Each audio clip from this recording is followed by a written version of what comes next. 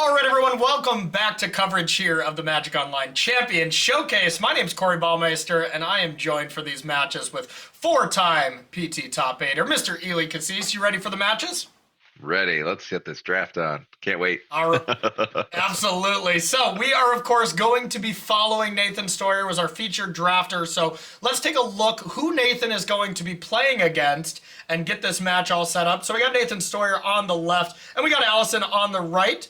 Nathan's been playing for about 10 years and 4.5 years there for Alison. Nathan qualified via the Open #1, so just won a big old sealed, took it down, and was able to come to this MagicOnline Champion Showcase immediately. And Alison took the route of the Pauper Showcase qualifiers. So winning with all commons, going to be drafting some cards that are a little above common power level, that's for sure. So let's take a look at Nathan's deck, even though we just looked at it not too long ago. Eli, walk us through this one. Sure. Yeah, we've focused the deck around strip mine again, so we're really trying to be this permission style deck where Ren and Six and Crucible and the walk-in closet are going to pinch them on lands with strip mine, and then the few threats they'll be able to deploy, we're going to try to answer with Palace Jailer, Council's Judgment, Winds of Abandon. So this is the theme of the deck. It's not your traditional green-white deck that's usually like trying to be aggro and fast. This is more of like I'm a combo lockout type of control deck, and splashing Ren and Six, Minsc and Boo, and Thoughtseize with just some really good lands. You were talking before about that deck having too many basics. This deck has almost no basics. We have 4 forests and 1 plains, and that's it. So a lot of good fixing here, and hopefully a combo finish. Yeah, makes sense. Nathan took all the good lands from all the other players, but hey, that's a solid strategy here in Vintage Cube. And I know that's a strategy you implement quite often as well, Eli. So now let's take a look at Alison's list. Get a reminder here, and it's this Rakdos list with the One Ring. How does this deck line up against Nathan's? Who do you think is advantaged here? I think that there are so many aspects that could sway it. So Alison has really high ceiling cards. So if MOCS Diamond is in their opening hand, or if they draw the One Ring and play it on turn 3 or 4, I think that those are huge differences for how the game might play out. If those two cards just don't appear, well, then I think it's a slam dunk in Nathan's favor. And so it's really going to be draw dependent on like how this goes. Okay, well, sounds good to me. So let's jump in. Round #1, our first match here of the MOCS. I am absolutely excited. So, bottom left-hand corner, Vintage Cube Draft Pod 3-0 advances to the finals. So, advancing to the finals also means you go straight to the World Championship. So, that prize, sure, we're going to win thousands and thousands of dollars, but Eli, the equity of just going to the World Championship as well adds a whole new layer on the prizes, right? Absolutely. It's such a huge amount, even just at base value, but then the chance to get immortalized on a card, like we were saying before, such a fantastic thing to be playing for.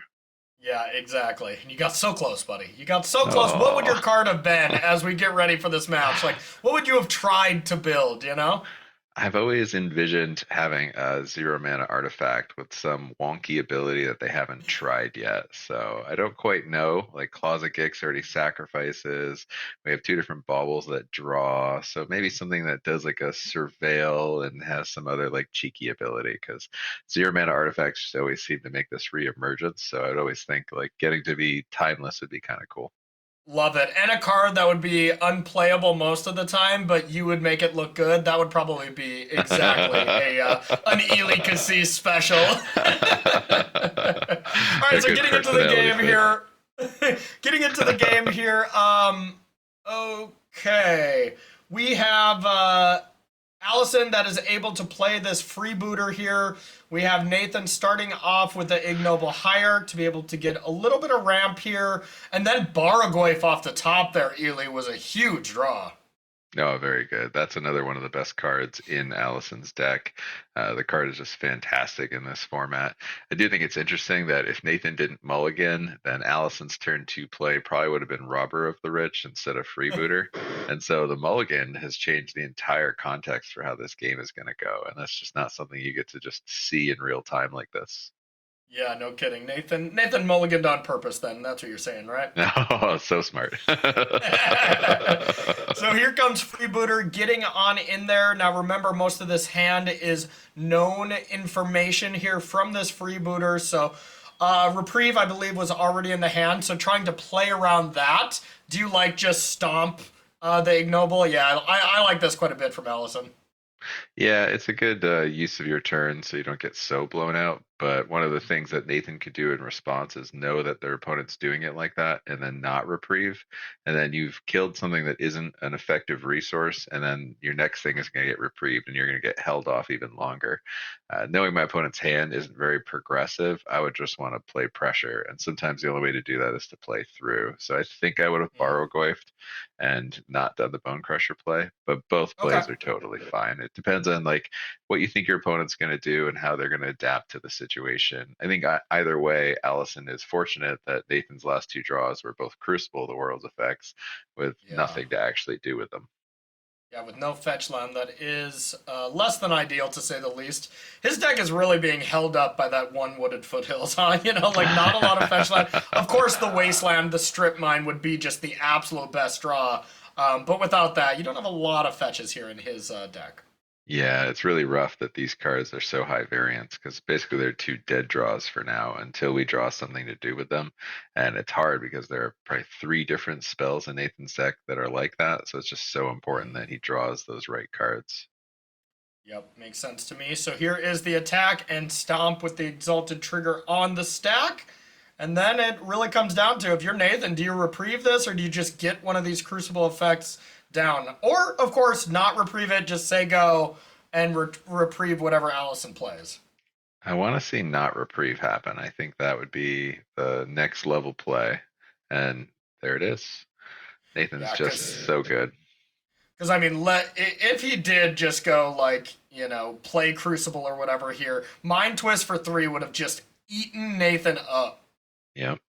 I'd really like to play a team event with Nathan sometime, like not just being on his team, but literally on his team in the match. Because I feel like I wouldn't have to look over and give any advice at all. It's just such a strong, solid player from a foundational level. Wait a minute, what the hell are you talking about? The last team event you played, I was on your team. Are you saying you have to do that for me? What the hell, man? Let's just say my back isn't the best. All right. One dagger on a friend deserves another dagger here. I'll accept that one. That is really funny. So we see the reprieve on the Robber of the Rich and then just recast it to get some damage in. And really no land, didn't find the strip mine, didn't find wasteland, any of the kind of combo pieces with these crucible effects. So has the option to just play the 2 1-mana creatures though, I guess. Yeah, it's not exciting, but we really don't have another line besides maybe taking out Freebooter and Thought Seizing, but then the robber Yeah. runs away with the game, so we have to somehow progress our board state, just play 2 1-drops here and hope to catch up some other way. Nathan doesn't know it yet, but we're about to get mind twisted and be stuck with just those 1-drops. But ideally, if they didn't have mind twist, then we're building up mana and then could maybe overload a Winds of Abandon and come back that way. God, you're so smart when talking about, hey, we should have just drafted that mind twist so you don't get wrecked by it. Because here we are, first game of the MOCS, and that's exactly what's going to happen. This mind twist is just going to be devastating. I definitely appreciate the compliment. It's just by getting wrecked by it so many times that I have this this knowledge. Yeah, even though you just absolutely daggered me, I'll still throw you a compliment here, mostly because you're right. You did do a lot of winning in our team events, but hey, we still won them, so that's all that matters. Daggering's only fair. You've brought up the World Champions Finals a couple times. And I might do it again, I'm not done yet. All right, there's the attack for 3, and then debating if we want a mind twist. I mean, honestly, the other alternative plays of either play Preacher plus Unearth Detective Detective Phoenix. I always call it that, so it gets stuck into my brain. But even that play looks pretty strong here. But you gotta just mind twist everything your opponents have whenever you can. Absolutely. There are ways to detect that Nathan's hand was clunky. So on turn four, Nathan only had 3 lands out and didn't have many great plays, didn't have more solid plays. So you can kind of assume that you don't need to mind twist for 2 because they're going to play a lightning bolt response anyway, like nothing like that. So fully Hmm. dedicating the mind twist for 3 is the right play. The Phoenix has haste. You're not really trying to close super fast, just at a decent pace. And next turn it'll be totally fine to still play the Phoenix. All right, so we have now Elvish Reclaimer, kind of air quotes online to be able to combo with these Crucible effects that we no longer have. So a little late on that, but that would have been a nice combo that Nathan was definitely working towards. But the Mind Twist got him good. Now this was not a huge surprise. It is an open decklist event, so Nathan knew there was a possibility in an open decklist event. How much does it actually change how you play the games versus closed deck list events? Because Pro Tours are open deck list. You've played your fair share of closed deck lists throughout your career. Does it make a big difference in a situation like this? Huge difference. It's hard to even just emphasize how much of a difference. But if you know exactly what they have and you know how to play to their outs, how to avoid them, everything you do might change. The whole texture of the game might change. And sometimes Okay. it'll hurt you. It's like knowing if they have a mana leak and then you're playing around it the whole time, but they never had it Yeah. in their hand. And so you can sometimes lose because of that. You can kind of level yourself. And yeah, we see that at when people play at Pro Tours all the time. They play a couple cheeky one ofs that are like cards you really need to play around. A one of Blood Moon, for instance, at this last Modern Pro Tour in Atlanta. People will very much search up basics, even though it's not the correct thing, type thing when it comes to an open decklist tournament. Absolutely. Okay, so it looks like here is Baragoyf coming down. Get Lost. Got rid of the freebooters so that we can then cast Thoughtseize. But, we did it on Alison's turn, so the biggest problem is still on the battlefield here. Yeah, a lot of things about this turn are maybe not how I might have approached it. Using Mind Collapse sooner could have like filled the graveyard with things to make it easier to use Phoenix's other ability to come back and do like a hasty Barrow Goyf and have like kind of like a crazy hit out of nowhere that's a big life linker that mills and finds a card. I feel like I would have tried to set up a play like that in advance. And then from Okay. Nathan's side, maybe use the rule on my own turn so I could Thoughtseize right away and kind of anticipate what was coming. But to do that would have taken the Elvish Reclaimer offline, which also is not ideal.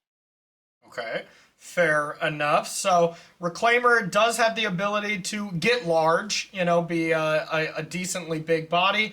Top deck Parallax Wave, and Parallax Wave is nice, but I feel like it's a card that's a lot better when you're pushing your advantage, right? When you're maybe at board parity. Trying to catch up with Parallax Wave is less than ideal. Okay, so that was Nathan scooping up game number one here. Back was against the wall. There was at 4. That was straight GG. So game one going to Alison. Any big changes in the sideboard for these players? There's certainly a lot of options for both of them, it seems like. I kind of like that Nathan is taking out Thoughtseize and improving his mana on the play, since he knows what he's up against, and it's not a deck where you need to disrupt a combo. It's more like you want to preserve your life total and you want to have a better established board state. So Nathan's giving himself the best ability to do that by changing some of the options that he has. Then over on Alison's side, it's probably not going to be a lot of changes. I didn't see what they'd already adjusted, but maybe they're going to want some more aggro threats and less disruption things. Like we don't need Unearth against a green-white deck. We're not bringing back a lot of creatures, but we'll Yeah. see what they end up doing and what they decide on. Although I got to say that Unearth looked pretty good in that scenario, but that was maybe a weird corner case where, there was that spot where if Nathan would have thought seized the Baraglyph, or even if he just would have thought seized Allison at that moment and saw both Baraglyph and Unearth, it's like, okay, well, I'm, in a lot of trouble no matter what I take here. This was the cool part about the standard season where I was playing Oculus because they would do that sort of thing and want to get rid of Oculus, but you'd have Helping Hand in your hand as well. There was just Yeah. no good choice to take, and then they end up taking something silly like a cantrip. Yeah, no kidding. You did metagame quite well for your pro tours here in the last year or so. That's for sure. Thank you. All right, so game two here, NathanSteuer going to be on the play with what looks to me like an absolute banger of a hand, and then on the other side, Alison, one lander, probably going to mulligan that, huh? Yeah, absolutely. And Nathan Hand is pretty good, but we are counting on the Wasteland being good, which we know Allison's list, and there's a ton of basics in it as well. So see what develops. Having the turn one hierarch survive to play into the Courser is going to be pretty big, I think. Otherwise, there Yeah. might be some dead turns, unlike turn two. We might just be fetching for a Triome or a Surveil land. Mox Diamond off the top here to be able to stomp the hierarch there. As they say, bolt the bird. It's really stomp the hierarch, right? That's what they say. It's a good Wait, saying, although it's not happening, which I'm surprised wow. by. What would you have done there? Because I feel like that was kind of a slam dunk, bolt the bird type moment. Not the case. I would have bolted the bird too. I would have been a little Okay. scared because playing the Mox Diamond might leave me mana shorted. If they have any Yeah. way to deal with the Mox Diamond, then I might just be dead on the spot. But knowing that you're playing Swamp and discarding Mountain means you could follow up with Deathrite on turn two, and then that also could be a temporary mana source as well. So Okay. I think I would have done that a little different. It's pretty neat that we drew the Strip Mine. Yeah, strip mine here looks really nice. There's still not a way to, bring it back. But man, just turn two courser. Maybe it's the magic boomer in me, but that just like really brings back some happy moments from standard, I feel. Well, there's a Deathrite Shaman on the table. I think that would too, right? To be fair, I didn't play as much Deathrite Shaman, maybe as you had, but yeah, Deathrite Shaman, of course, one of the most powerful Uh, creatures ever. And here is Freebooter to take a peek. And, I don't think we need your expert analysis to know which one we're selecting here, Eli. it's kind of crazy how in two turns the hands have changed so suddenly. Nathan's hand looked great, and now it looks pretty poor. And Yeah. Allison's hand looked kind of mid, and it's improved greatly. So very interesting how that has shifted. Now we do have the ability to Wooded Foothills to be able to manipulate your library a bit. And I mean, if I'm Nathan, I want to get this birds off the top of my deck and try to find, get that lush portico, surveil some gas to the top, and also, very much consider if I have all lands here, strip mining one of those lands. But the bummer to that is this Deathrite Shaman. The fact that sure you're destroying a land, but that leads to some fodder with the shaman, and you get your strip mine exiled. So kind of brutal. Yeah, Deathrite Shaman was actually a crazy good thing to have on the table here It against really Nathan's deck. was. You don't see a lot of that specific type of effect, and here it's just going to be kind of brutal as Nathan tries to play around it. Big old crunch for three from the courser, putting Alison down to 17, and then we'll see if we got any other plays. And heading on over to Alison, where we have a bunch of good options. I mean, I guess we have one option right now of just stomping, but if we can get a land, which we did, now the hand is kind of, air quotes online. All, medium-ish plays, though. What do you like here? It's kind of tough, but I think you want to start applying pressure. You know most of Nathan's hand, and you know that with Courser that Nathan's going to be trying to find draws, but you're also going to be aware of everything that's happening. Mm-hmm. So if you have 3 mana to spend, I might just want to play the Phoenix and attack back because I'm certainly not worried about Nathan being the aggressor here.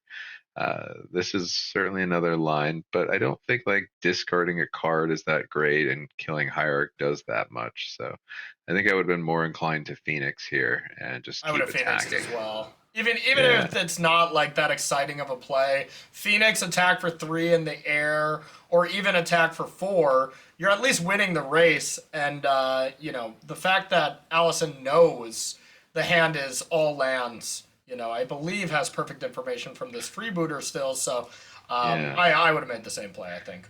Another thing too, I think I would have played the Mox Diamond and then discarded the Swamp because we know the hand, we know Pest Infestation is underneath our freebooter, and this way Nathan can't strip mine our mountain and leave us without red if anything happens to this death right. Mm. So we're just a little bit exposed, but man, unfortunate for Nathan. Fetching away a bad draw, and then surveilling away the next bad draw, and then still drawing a bad draw, and then not even getting a land to play off Corsair from the top of the library.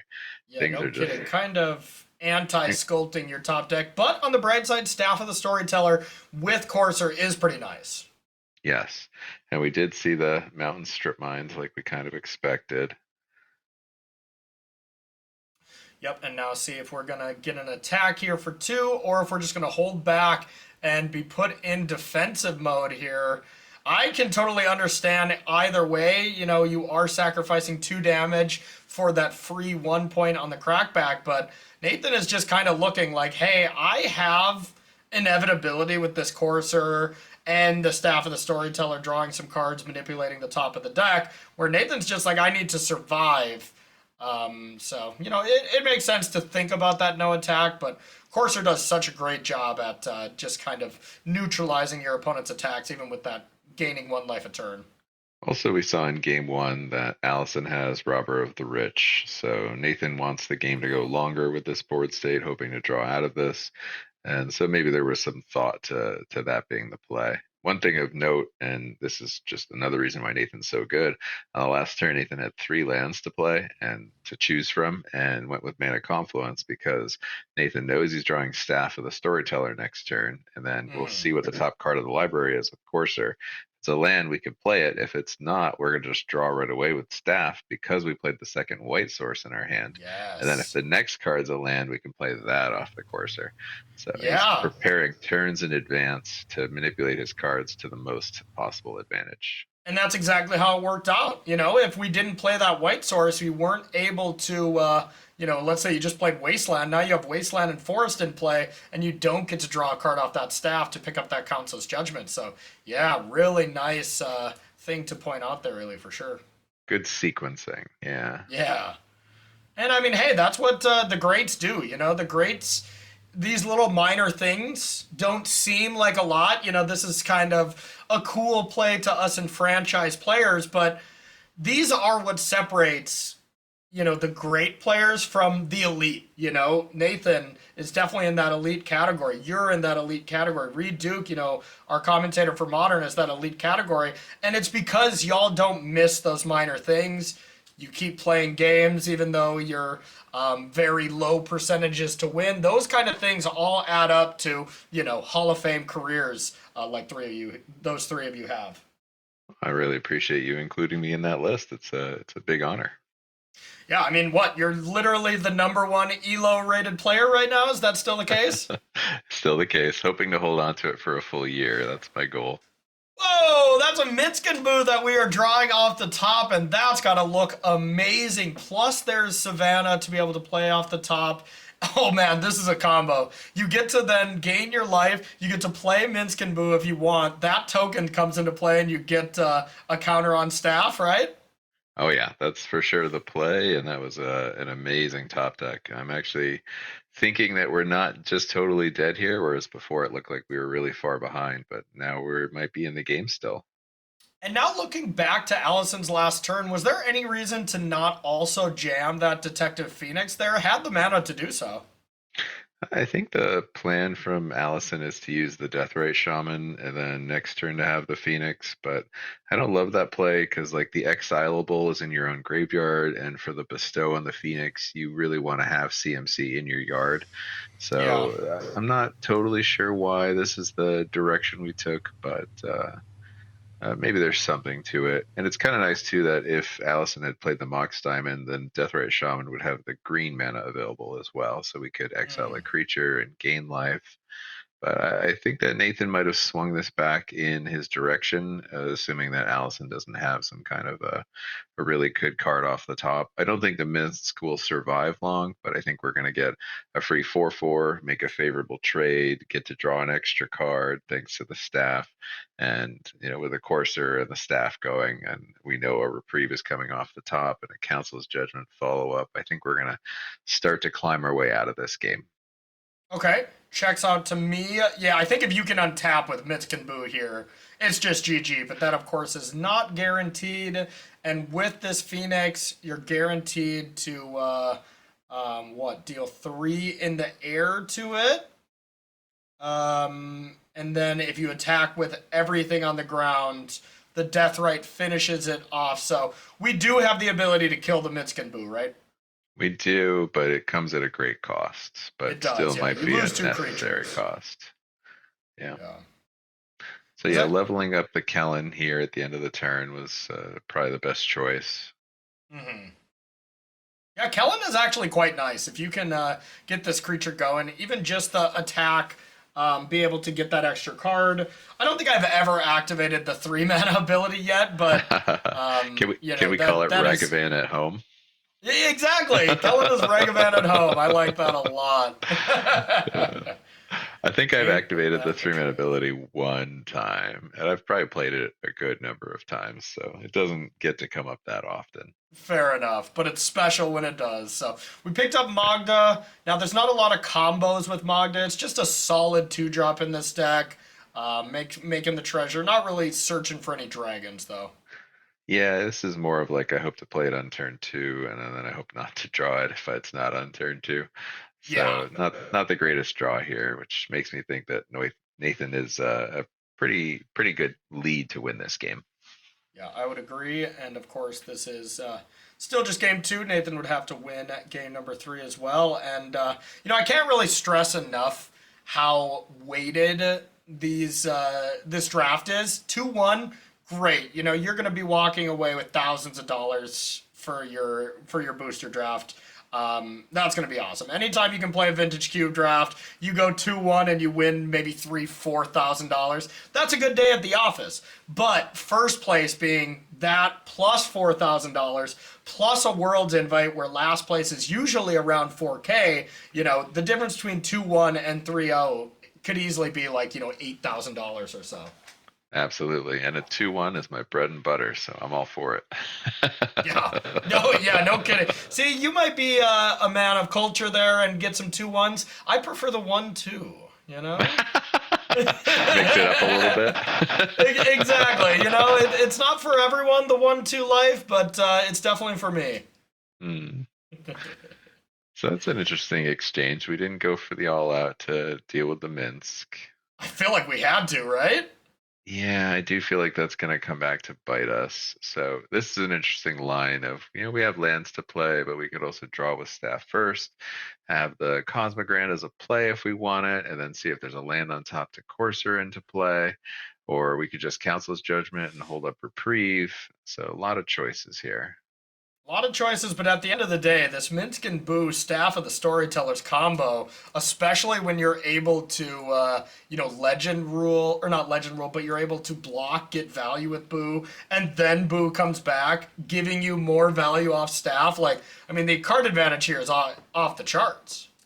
Yeah, absolutely. The potential for which direction Nathan can take this game can go many roads, and I think most of those roads lead to victory. I think so too. I think you can kind of, close your eyes and make some plays here, and you'll feel pretty good. Like even this Forest decides to not even play it off the top of the deck, as he is trying to value casting Council's Judgment plus Reprieve instead of, let's say, you could play that Forest, play Cosmogrand, say go, and have Reprieve up, but really wanted to make sure Minsk and Boo lives. Yeah, it was a great play by Nathan again, and I think most people would have gone for the free value, not being able to put value aside to make a different play. Yeah. But I think when Nathan is seeing his board state is he has a high life total, and the only way that my opponent can steal the game really is the Detective Phoenix or Detective Pikachu, whatever you prefer. Thank you. That's what we all prefer. And so getting that off the table was a priority. That mind twist again would have been a blowout, but fortunately Nathan had the reprieve again. Yeah, reprieve there was excellent. Be able to send that to the hand. And here comes the value. I love this. Would you like to make an extra boo? Why, yes, I would, but I'm going to keep my old, bigger boo. Nice little play there from Nathan, as it does just add another counter onto that staff. Hmm. Excellent play. Oh, it All looks like we had a all concession right. again, which I totally understand. I think the game had thoroughly slipped away, and Silva saw every card Nathan was drawing with Courser with Crufix. So lots of information to know that he was not coming back from that board state. Yeah, value was too much there, and that is going to force a game number 3 here with Alison on the play. Who do you think is favored going into this? I know you said Nathan going into the match, but now game 3 on the draw. Does that change at all? Yeah, Silva on the play, I think, has a small advantage over Nathan. We Okay. still haven't seen the one ring deployed, and if Nathan doesn't have like the council's judgment to answer, then I think it could slip away quite easily. And Nathan's combos, they take a little while to assemble, and Allison's deck is a little bit aggressive leaning. And so if we have some of the draws like Allison's been having, Nathan could have a hard time if he doesn't assemble a good defense or some combo pieces together rather quickly, which can be hard on the draw. I think I might consider the Thoughtseize plan coming back in from Nathan here just to have a little catch up speed, but looks like we didn't want to go that route. I also did see Allison took out GT, and just it pains me how the GT has fallen. Like a niche card here in Vintage Cube instead of like when I grew up playing the game, a card that was unbeatable. Like. Yeah, when it came out in sealed, if you had it, you were like guaranteed to top eight that event or something like that. It had such a high win percentage from, draw ratio to just being abusive that the card was just incredible for so long.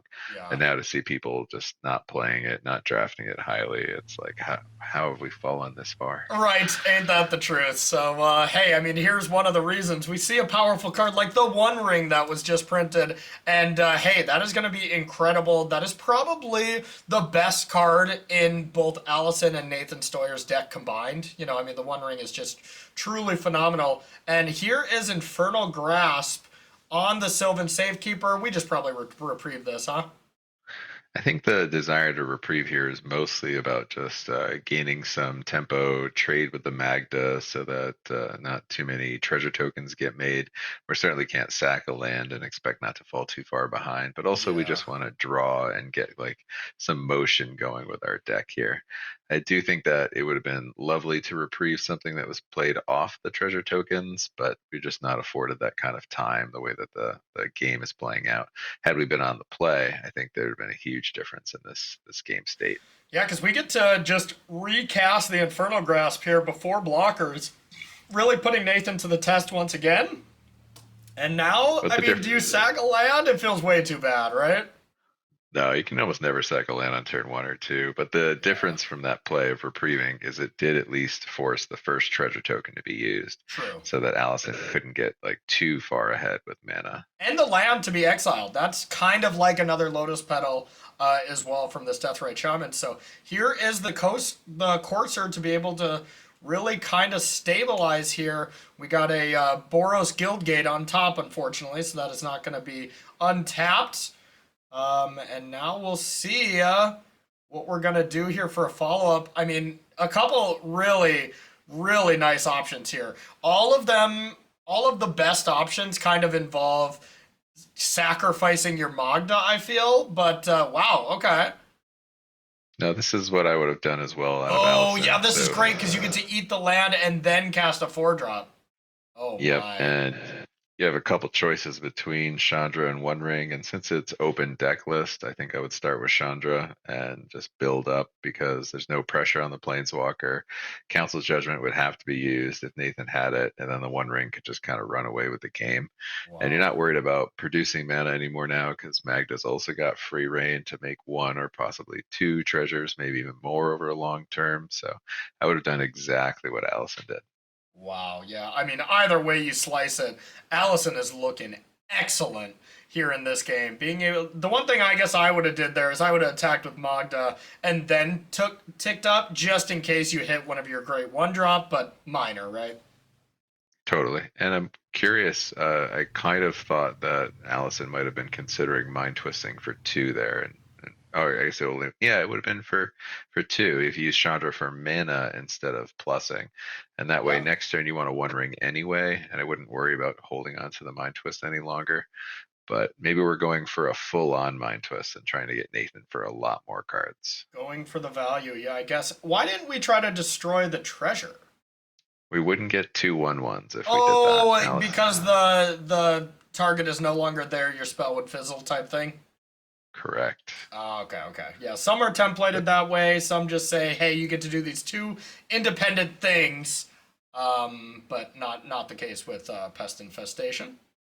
And here we see the heavy cost of the fast lands as well. The Inspired Vantage meant we couldn't play a 4-drop, so the best we could do is 3 mana, make two 1/1s. And because of that, we don't have a powerful permanent on the board, so our opponent can kind of ignore them and mind twist our whole hand away. And now it's going to look really hard for Nathan to recover this game. Wow, yeah, no kidding. Our basically tournament favorite going into this, I wouldn't say it's eliminated, but you know, with the way the structure is here, not being able to play for the pod here in Vintage Cube, Nathan will solely have to rely on his modern if this match does indeed go the way of Alison Silva here. And all signs are pointing to yes, because this just looks amazing. Whether Alison plays the One Ring or Mind Twist, either play is phenomenal. Yeah, I have a feeling it'll be Mind Twist, and just so crazy how important Mind Twist would have been to take in the draft. Yeah, no kidding. Just getting immediately punished. Now, it isn't a Mind Twist for the full hand, though, just 3, which is kind of risky. Look, it could have been for more. It's interesting that we didn't do that. Yeah, I believe we ticked up Chandra immediately to look at the top and went with that avenue instead. And all right, now Palace Jailer comes down. The Monarchy is going to Nathan. We have the Pest that comes in at Chandra. Get to draw a card. I mean, this was a good exchange. Yeah, that actually worked out way better for Nathan than I thought it would, and I guess I'm a little bit confused on how that board state played out to this way, but Yeah. I can certainly see valuing the card advantage of your top card versus the one random card in your opponent's hand. It's just so nice to get at parity, have your opponent have no hand and only play off the top, and I think I value that just a little bit more. So now we have the option to either just bite the bullet and play the One Ring, or play Detective Phoenix was going to be my only 2 options. But oh, of course, you can bestow this to give it haste. That is nice. Then be able to steal the Monarchy. Okay, this is a sweet play. Yeah, I guess this play also, though, it leaves us not protecting Chandra, which can threaten ultimate sooner too. And again, if Council Judgment comes out, then we're not going to be able to cast the One Ring very well. But we do get our Yeah. Deathrite Shaman back. So there's gives and takes to this play that some I like, some I don't. Yeah, it's kind of I'm a house definitely of happy cards, with. right? You know, like if Council's Judgment or any ability to take out Chandra here were to come down, all of a sudden now you took out Chandra and you took out the One Ring. So this could have been, maybe this was an unnecessary risk here from Alison where it doesn't look like he's going to get punished. Yeah, I don't think I was going to get punished. I just think we wanted to maximize our One Ring by maybe deploying it sooner and Yeah. just burying Nathan with card If advantage. I'm being honest, I would have played the One Ring on the Chandra turn just because it's so much of a better card. But what you said makes a lot of sense as getting the Chandra down first, forcing them to deal with that. Because while Planeswalkers get a lot worse when your opponent has a bigger battlefield, and at that moment, Alison, was not afraid of Chandra falling. Yeah, exactly. I wanted to bait out the council's judgment that we knew was in Nathan's list, and Allison didn't have perfect information at that time, so that was an appealing line. But now we're in this board state, and it's still looking pretty good because Nathan didn't have the answer to the Chandra either. So we're Yeah. still kind of running away with it. Alison was able to keep Monarch because Nathan valued not sacrificing the Pest token and keeping Deathrite Shaman versus having the Monarchy, which is a tough choice Yeah, was because you that give worth up a a couple card? things. A pest for a card there is essentially the choice, huh? But they also have to take into account that they get to keep the Deathrite Shaman or not. So That's there's a true. second card involved in that calculus. So I think I Okay. like Nathan's choice. I just don't know if it's going to work out. The powerful ring is in play. That does give Alison protection, but the one thing we do got to keep in mind here is Chandra can still be attacked. Yeah, and I'm a little surprised we're not protecting Chandra here. Yeah, same. I mean, Nathan is down to 5. Like, this is very close. But, oh my god, Council's Judgment off the top. Wow, that is strong. What do you hit here? You got 2 very tough permanents. Is this where you vote for the one you want to hit, and then you just pray Alison votes for the other 4-drop, and you get them both? Perhaps we might be too far behind at this point. It's a really tough scenario. I mean, we will lose to the One Ring if it just stays out. We can attack Chandra down to very little, but it'll also stick around. If we get rid of the freebooter, we get Loss. We could play that also, but then the Phoenix stays around, and we're at 5. And the Phoenix is a long-term nightmare for this green-white deck too. So we just don't have. We needed 2 or 3 of this effect, and we don't have enough of an out here, I think, by just top decking that. Even though it might have been one of our best top decks, it might still not be enough at this point. Yeah, fair. Yeah, probably the other great top deck is that top card in the graveyard there, Parallax Wave. Being able to cast that one would be nice. Yeah. But yeah, still as it stands. Too many tricky to deal with permanents for one judgment here. Hmm. I think if we knew we were drawing that before and we had sequenced our turn a little bit different, then maybe this turn might have looked a little bit better for Nathan, but I think it still was going to look pretty bleak. Unfortunately, we're just too far behind. And like we were saying before, being on the play was a huge advantage this game. Really was. And Alison, I think, had his best draw of the match as well. Still has a lot of gas in the tank, is going to draw a card. For the Monarchy, no matter what, because the ring does protect any exchanging of the Monarchy. Even if you air quotes, deal damage to your opponent, you have to actually deal damage to get the Monarchy, right? You do, yeah. You can't just attack and then have it all be prevented. So, wow, the Monarchy and the One Ring is a nice little combo, huh? Certainly. A way to keep it. Freebie. The Chandra threatening ultimate too is just like everything is just slightly not right, where there's just no avenue to victory that I can see. Yeah, so If Nathan were to close. win this, then he would not just be the young goat, he would just be the goat. Yeah, exactly. So that pest token is just a 2-1 or something. This game is so much different already, but that's not the world we live in. So this Council's Judgment gets to pick one tricky to deal with permanent, and there are 3 of them. I'm excited to see which one Nathan picks. Me too. Thinking through his thought process. What would you pick, seeing Eli? Well, I think that's the one I would have picked. Okay. And only because I would hope that my opponent would mismatch their resources. So, like, maybe the One Ring somehow draws 10 lands in a row or something like that. Sure. And then, maybe I top deck something else that deals with the Phoenix. Like, these are my 2 really rare possibilities of, potentially having a shot. There's a Barrogoyf off the top, and we're about to have 2 fresh cards coming as well. Plus, these 2 map tokens could represent 2 extra damage, so Nathan is kind of at that effective 1 right now when these maps get going, and there's plenty of draws that could end the game. Those are not the ones. So here is the map to sack. There's 1 counter. Now, no matter what, it's a 2-turn clock, so I love Alison. Just attack for 3, play one of these 3-drops, and be on your way, and I think I'd be leaning on Barrogoyf. That card is, pretty damn good. Yeah, that's the hardest one to answer, the hardest one to attack into, having lifelink and death touch, and then just being a very large creature.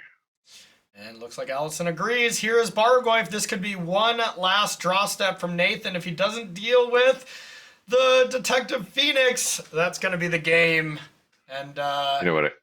yeah. I wish we had Zealous Conscripts in this cube still, because that would have been a top deck to just win right there for Nathan. Oh It was yeah. Okay. exactly 15, and then the one ring on the upkeep would have dealt 2 more damage to cross over the finish line. That would have been spicy. That would have been spicy. Or take the one ring and draw a bunch of cards. Hear me out. That's spicy as well. But That's less fun, right? winning the game is better. So now I guess the only other line at the end of that game is Nathan could have attacked, took the monarchy, lost a creature. The Bargoy put an 8 something, and then we have to draw something to deal with the flyer. But maybe there was just not another card in the deck, huh? Yeah, I think Nathan knows that he doesn't have an instant that does that sort of an effect, and so Yeah. just dead on board there and acknowledged that no outs. Yep. Well, that's the young goat and your teammate falling here in round number 1. But for any NathanSteuer fans, he still has another chance here in Modern. And big congrats there to Alison taking down the champ. Took down the champ. But we got plenty more Magic here, more Cube. We are going to jump to another match here in round number 1. We're going to be checking out Adam on the left and Jessy on the right. Both players have been playing for a good chunk of time. 13 years there from Jessy, as well as 8 years from Adam. 59.1 win percentage from Adam and 52.3 from Jessy. Adam qualified via Legacy, is a very good, one of the more eternal formats player. Played in a couple of top 8s here at different series with him.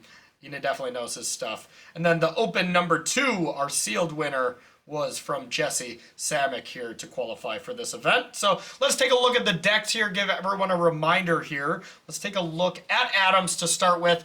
This was our just okay deck, right, Eli? Yeah, the more of a 6.5, difficult mana, difficult cohesion, not a lot of good fixing, 2 different force of will, force of negation effects, but a low blue count. So there's some like roughness to this deck, but it also has the ability to have like blowout hands that are too hard for the opponent to recover from, like a turn 2 channel into Portal to Phyrexia or Ugin type of deal. So there's certainly potential to this deck, and I rated it higher than a couple of the other decks, but still between 6.5 and a 7. Okay, sounds good. And we'll take a look at Adam's opponent, see how this deck is going to line up against Jesse's.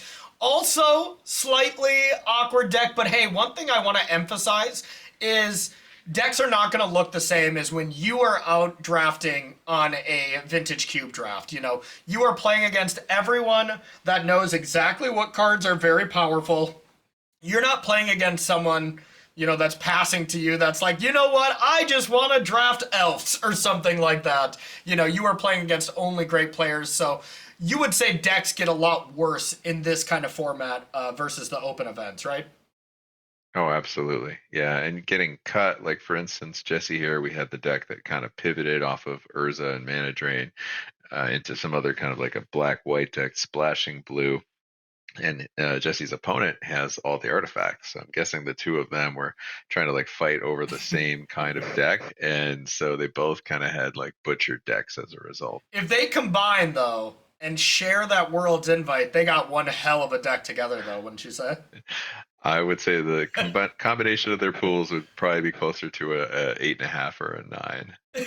Wow, still not maybe better than what we had from like Zampa or McWinsauce. That's pretty telling. So we're going to jump on into the match here. We're going to be starting this match in game 3. So just the decider between these two competitors. And oh baby, we got Barocco in the bottom hand and a nice solid hand from Jessy. Both hands look good, right?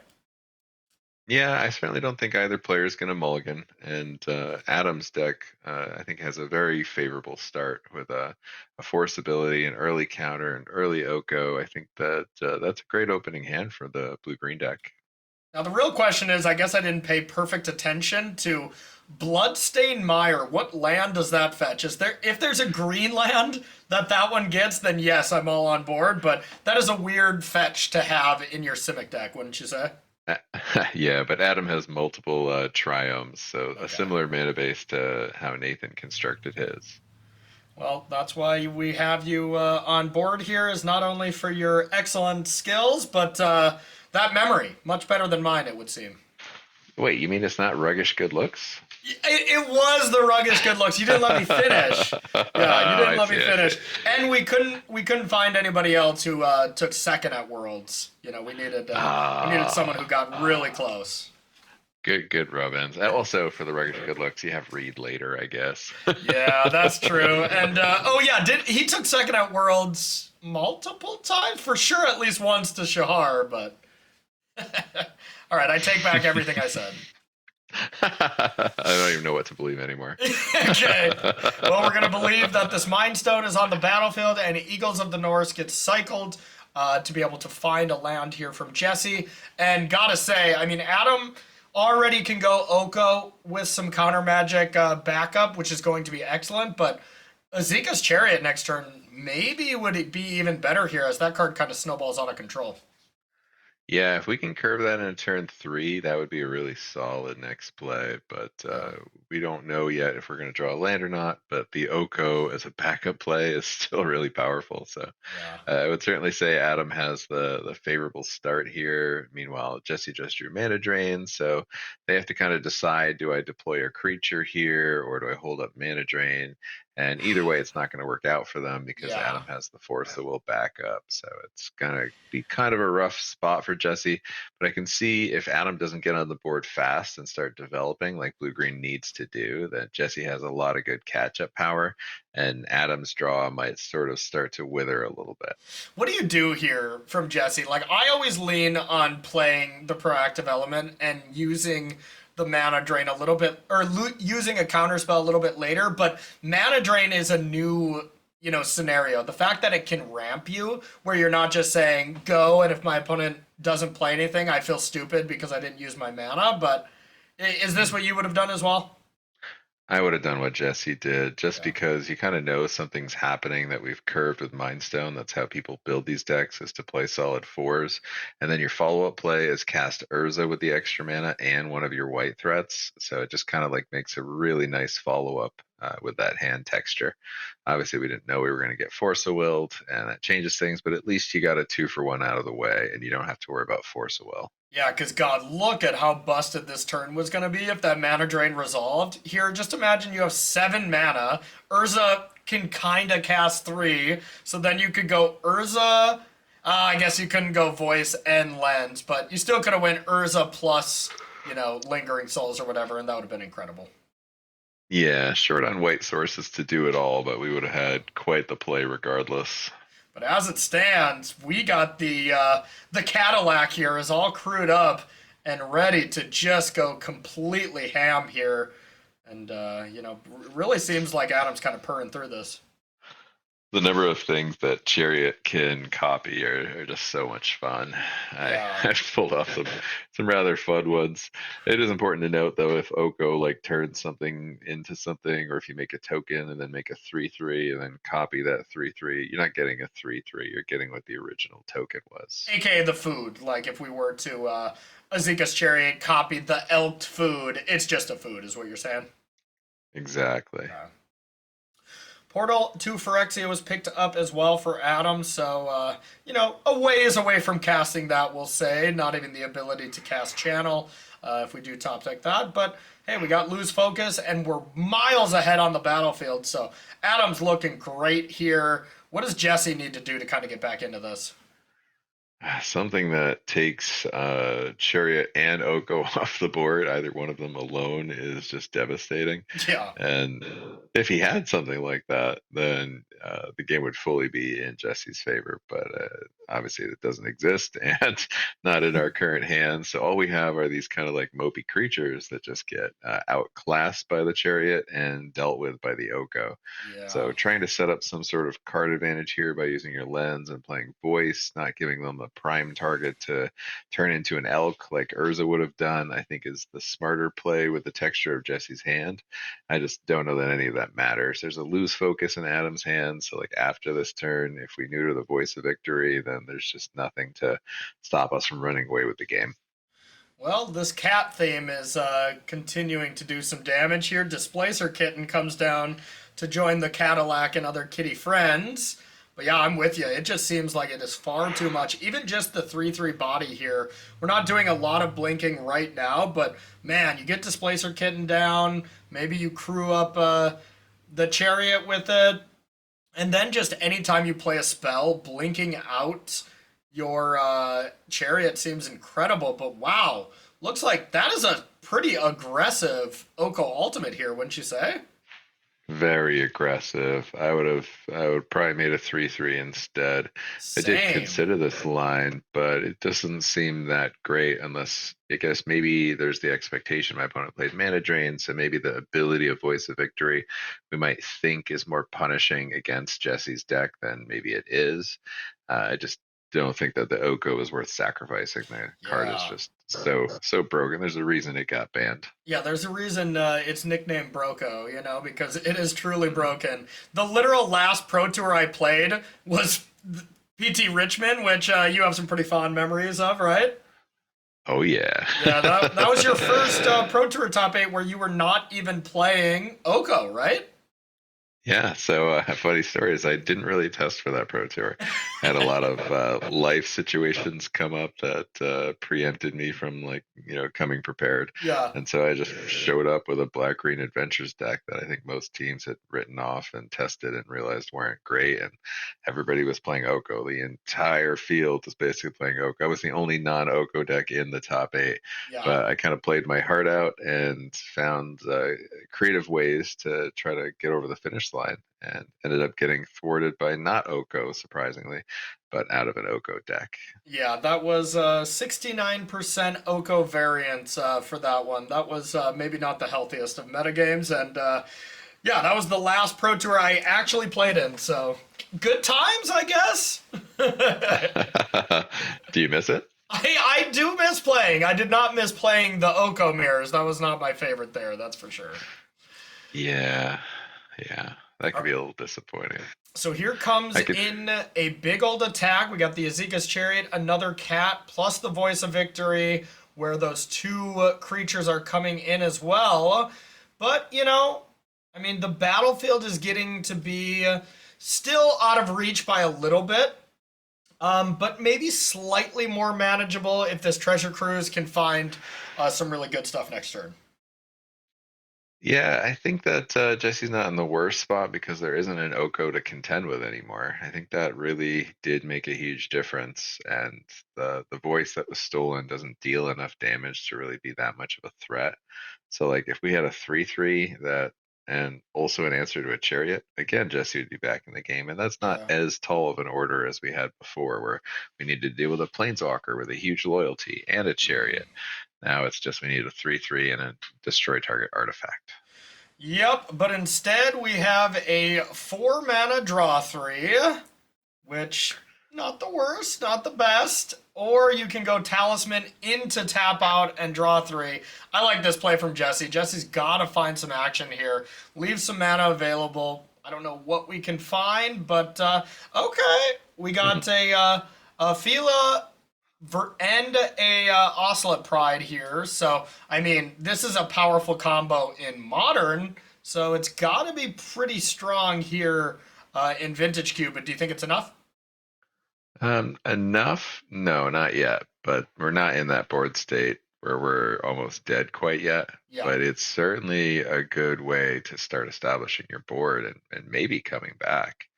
So we have the city's blessing already. So now there's a lot of chump blocking. It might be harder for Adam to cross over the finish line, but Displacer Kitten can start to do gross things if we deploy that as well. Displacer Kitten could have done gross things this turn.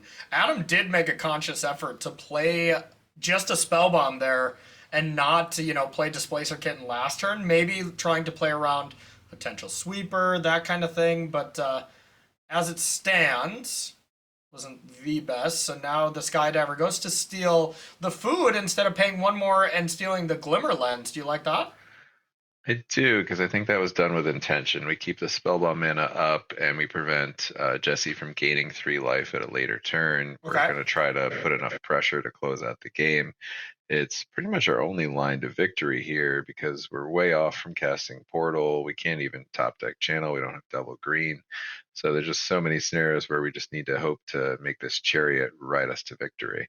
But I don't know if I like holding back these 2/2s here. I feel like I want to just turn pretty much all my creatures sideways here to try to accomplish Yeah. this goal. I would have Otherwise, attacked we're with the not. voice too, right? Yeah, we're not doing enough to push us over the finish line. And even if our opponent tried to triple block the voice, we're representing a trick on the table with Aether Spellbomb. So our opponent's not even likely to make that play. So Same. I definitely like turning it all sideways and trying to go for the closeout. I think this direction is going to leave us a lot more susceptible. Yeah, I'm totally with you. I think conservative line here is not exactly what we need because, well, Jesse's value train here is kind of not going to stop, right? Because you have the good dog you can play, which will gain you that life, which will trigger Oscillate Pride. And then Adam does have the ability of, God, I would say Spellbomb to bounce the Oscillate Pride, but not really because you can just replay it in your second main before you go to end step, huh?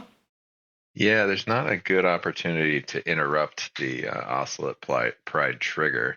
Yeah. One thing that Adam could do if like we knew open information out of Jesse's hand is that when the life gain was about to happen, that we bounce the Guide of Souls in response to the Philia. But because Jesse is attacking with the Ocelot Pride, then the state of this game is just going to be different. Yeah. There is that extra land, and wow, there is the card that we get to draw, and it is a banger. That's a path to exile. You can't path the chariot really in any meaningful way, but just pathing a voice of victory or something, it's not the absolute worst. Yeah, certainly not a bad card as we try to just establish a wider board state and taking out the the victory is the only option because Chariot won't ever be animated on their turn, Yeah. and it prevents them from pathing on Adam's turn. So, like you said, I do think that this Pride is getting more and more dangerous. Not using the spell bomb on it after it was given flying is. I don't know. Maybe it would have been the right play to do that because now we have this huge life linker coming in, and it would have forced our opponent to have a creature, which they do in Philia. So this game is turning a little bit. I think if Adam wants to get back in it, we need to start top decking something here. That's actually pretty good here. Being able to go Displacer Kitten plus Spellbomb or plus Bobble, blink something out, and then you can Spellbomb something. Is there any way, that this is lethal? Probably not, but hey, you get to do a lot of value here, huh? Yeah, the bauble is essentially 0 mana, get 2/2/2 cat tokens, and draw a card, which Yes. is really impressive. I was talking about a 0 mana card if I won World Championships one year, right? And this would be way beyond anything that they would ever let me develop. Yeah, I But have a feeling they would have said no to a lot of different things. And I just picture you at a board meeting with them, like, "Oh, come on, it won't be that bad." Poke him with a stick. Come on, do Come on, cowards! Just print this busted card. I swear, 0 mana, draw 2. Isn't gonna be a big deal or something like that. Right. Don't be scared. Come Don't on. be scared. All right, so there is Displacer Kitten, and now time to do some displacing. There goes the Cadillac. Displacer Kitten blinking out the Cadillac here is some good flavor, I must say. Oh yeah, big time. All right, but for just as many cats, there are also dogs. So the good old good dog probably coming down, but I could see waiting as well. But yeah, decides to get this dog down. I don't think we're probably going to see too much attacking with it. We shall see.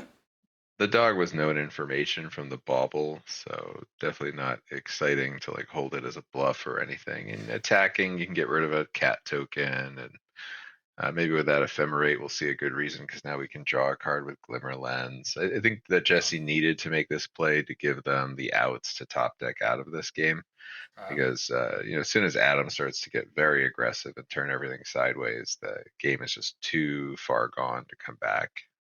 God, and it's feeling like we're getting to this spot because, well, here is a big attack, and Guide of Souls is going to jump the good dog as well. Philia is going to go to the air. You know, now a MOCS Opal's picked up. That's going to be nice with Displacer Kitten, but this is a big chunk, and Ophelia gets to kill one of the cats as well. Yeah, I think I would have heavily considered maybe bouncing the uh, pride with the spell bomb here before the attacking with 2 could have happened, so that the Glimmer Lens wouldn't have drawn a card. And then the attack with the dog might have not been as brutal. Yeah, but instead, we're going to blink it now, or bounce Yeah, it now. Interesting to bounce the one that doesn't have lifelink here when you're kind of at an attrition race and hoping to out aggro. I'm wondering if Adam's plan is saying, like, I'm going to try to deploy this portal, but even the pride kind of gets around that by making a bunch of sacrificial creatures. And we're still really far off on mana without drawing channel or something to cheat it into play. Displacer Kitten, you can't bounce like well, there's channel. Yeah, all right. Well, everything just changed. Forget everything I said. Yeah. So you can also displace what, 3 things? So you can displace the cat. I think we're just gonna displace the portal after we cast it. That seems pretty good too, huh? Yeah, and then just attack for maybe lethal this turn. Wow. Okay. I mean, this is incredible, and I don't think Ephemerate or 1 blocker with Philia is going to be that big of a deal, but oh my gosh. Displacing Portal is completely bananas, huh? Yeah, absolutely. And given that this is game 3, I think that means that Adam has this match firmly won. Yeah, I would think so as well, but there were definitely some spots in this game. I think I would have played the game a lot more aggressively from Adam's side. I don't know if it would have yielded him an earlier victory or whatever, but I would have been turning my creatures sideways a heck of a lot earlier. I would have liked to see that as well. Hard to say if Adam had some other concerns or insights from the previous 2 games that led to that path, but yeah, I think that also would have been my play. Either way, displacing out Portal of Phyrexia has to be the GG, as right now Jessy just had to sacrifice 5 creatures. That channel was one hell of a draw, I must say. Yeah, and I can't even imagine what could be in the cube to come back from a scenario like this. It's just a little bit too much to conceive that 1 card could bring you back.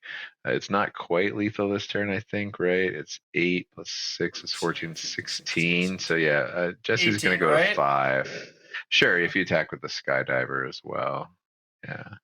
I like this conservative hold back because maybe we're calculating, like, does 4th Eorlings kill us? But I think we know that it's not in Jesse's list, and Adam should know that with the open deck lists. Yeah, open deck list does yield the fact that there is no real outs, and what a nice match here. What a nice game here from Adam Wasburn here, taking that down over Jessy, advancing to 1-0 and keeping his hopes alive to take down this pod and get to the World Championship straight away. So first Vintage Cube match here with Nathan's match, as well as this. Any big surprises here for you, Eli?